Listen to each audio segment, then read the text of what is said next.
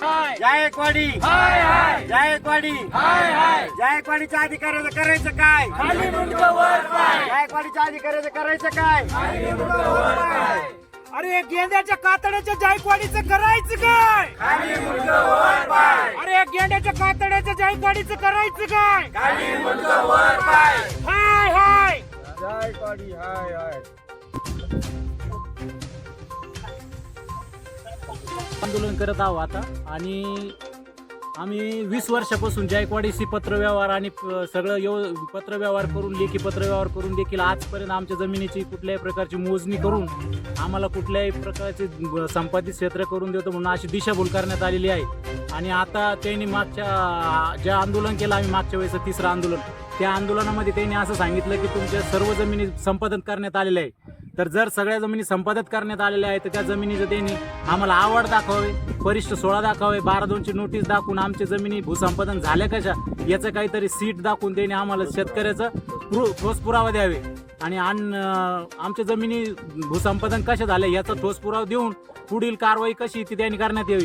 कारण ते प्रत्येक वेळेस येऊन दिशाभूल करत शेतकऱ्याची दिशाभूल करत आहे. गेल्या 20 वर्षापासून आम्ही शेतकरी जायकवाडीशी झगडत आहे तरी कुठल्या प्रकारचा आतापर्यंत शेतकऱ्याला न्याय मिळालेला नाही.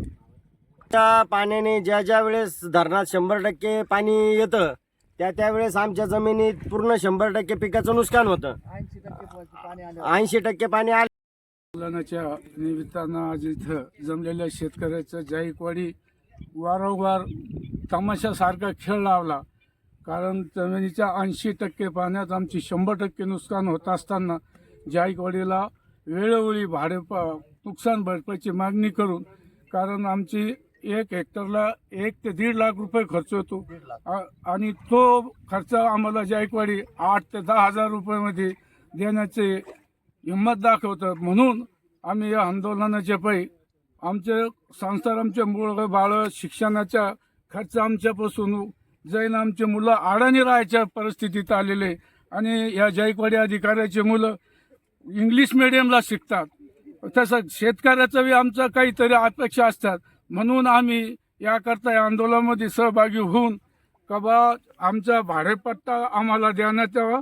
बाजारभावानं भाडेपट्टा नेलं, बाजारभावाप्रमाणे जे आता सध्याला चालू आहे ज्या नुकसान भरपाई आम्हाला देण्यात यावी म्हणून आम्ही या आंदोलनात सहभागी होतो. या जायकवाडी आमच्या शेतकऱ्याची चेष्टा लावली. अशा पद्धतीने पिकनिकला आल्यासारखे इथं येतात गंगेच्या कडीला आणि शेतकऱ्याची थट्टा करतात.